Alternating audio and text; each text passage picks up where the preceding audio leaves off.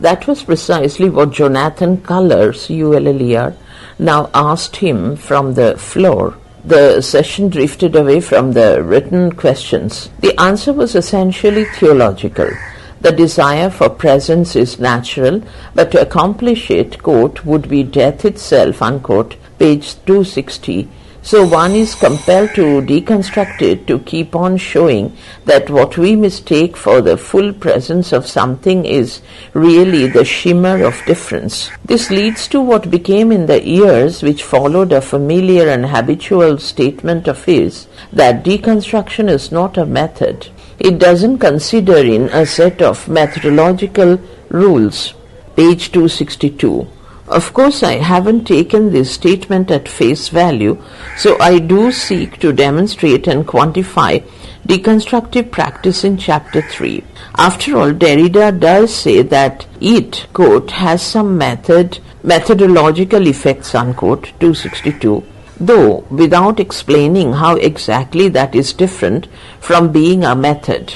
Overall, it was an impressive performance, but it did give a foretaste of the remaining years of his career, in which he was always happy to say what deconstruction or anything else was not, but never seemed able or willing to explain what it was. There was a growing tendency within the theory world to claim that people had misunderstood what he said or had taken it too literally or in a naive or simplistic way, and this complaint was constantly echoed by his supporters. When people argued that he was wrong about something, the response was always that that wasn't what he had said or what he had meant. Para.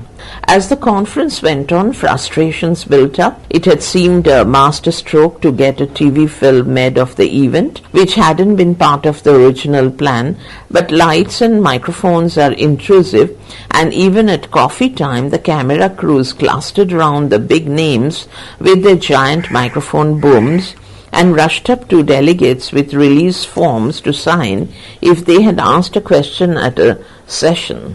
The, quote, opening statement, unquote, on the final morning was interrupted from the floor by people who wanted their say, not least about the highly divisive power structures which the proceedings had laid all too bare.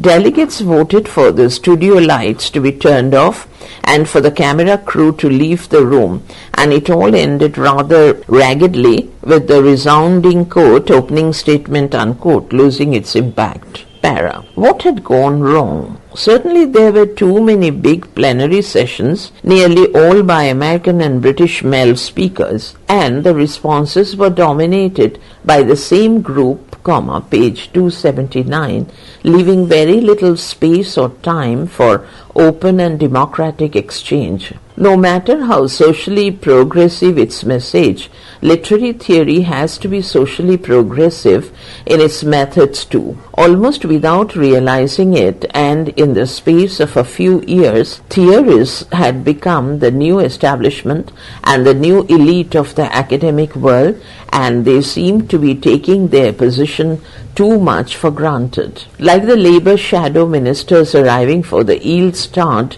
Sheffield rally in a cavalcade of pseudo-ministerial black limousines, the big names suddenly looked as if they were treating the triumph of theory a little too much like a fait accompli. Section. The scandal over Paul D. Mann's Wartime Writings, 1987-88. Indent. Reading. Quote, Yale scholar wrote for pro-Nazi newspaper, unquote.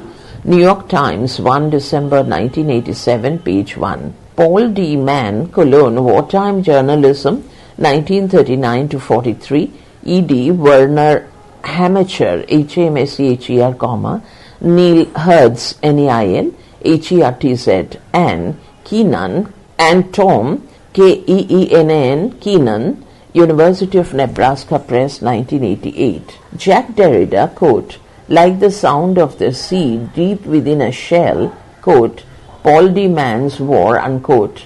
Critical Inquiry, 14 Spring 1988, pages 590 to 652. For critical responses to this piece, see issue 15, summer 1989, pages 765 to 811. Derrida's reply to the responses is Biodegradables, 7 diary fragments, pages 812 to 873, indent closes para. We have already discussed the famous 5 Yale University deconstructionists who were joint authors of Deconstruction and Criticism in 1979, one of whom was Belgian-born Paul D. Mann, 1919 to 1983. His trio of books, Blindness and Insight, 1971, Allegories of Reading, 1979, and The Resistance to Theory, 1986, have been highly influential, and he was much revered at the time of his death as the austere intellectual embodiment of literary deconstruction. But in 1987, an article in the New York Times revealed that as a young man in Nazi-occupied Belgium in the early 1940s, he had written nearly 200 articles of a markedly anti-Semitic kind for the newspaper Le Sawyer. For the material itself, see Paul D. Mann, Wartime Journalism, 1939 to 43.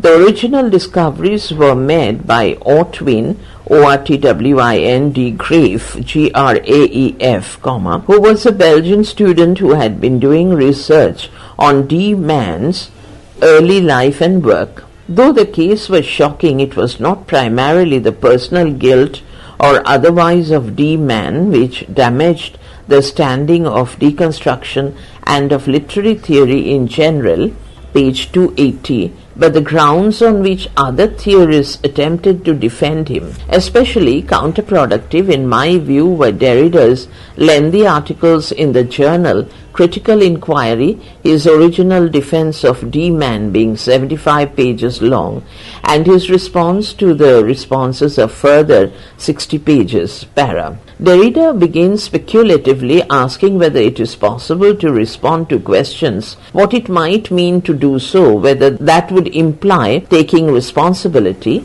and what responsibility is. It is at once